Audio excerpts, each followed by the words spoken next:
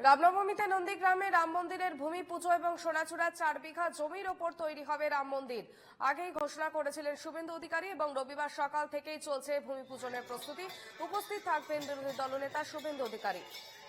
রামনবমী উপলক্ষে আজ নন্দীগ্রামের সোনাচুরিতে 4 বিঘা জমির ওপর তৈরি হতে চলেছে রাম মন্দির এবং সেই রাম মন্দিরে আজ উদ্বোধনে আসবেন বিরোধী দলনেতা শুভেন্দু অধিকারী। সকাল থেকেই রাম মন্দিরের ভূমি পূজন উপলক্ষে প্রস্তুতি পর্ব চলছে এবং পুজো শুরু হয়েছে এবং এর আগেই এই মন্দিরের ঘোষণা করেছিলেন শুভেন্দু অধিকারী। সোনাচূড়ায় 4 বিঘা জমির ওপর তৈরি হতে চলেছে রাম মন্দির।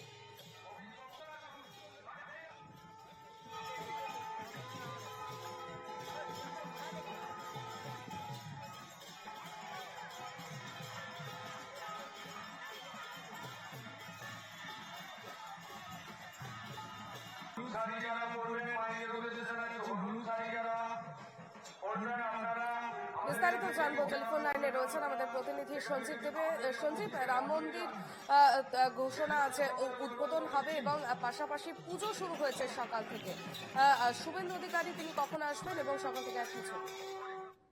তোমাকে বলতে পারি যে রাম মন্দির যে তৈরি হবে, যে সোনাচূড়ায় কিন্তু প্রস্তুতির মধ্যে রয়েছে এবং তোমাকে বলতে পারি ভাঙাপাড়া থেকে কিছুক্ষণ আগে শুভেন্দু অধিকারী সেখানে পৌঁছেছেন। সেখান থেকে তিনি বাইক র্যালি করে আসবেন সোনাচূড়া যে নিষ্কান্ত মন্ডলের স্ট্যাচু আছে সেই স্ট্যাচু পর্যন্ত।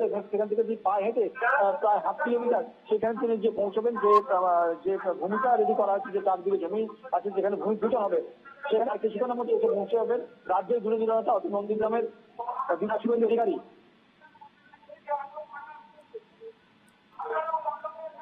বেশ, ধন্যবাদ সঞ্জীব।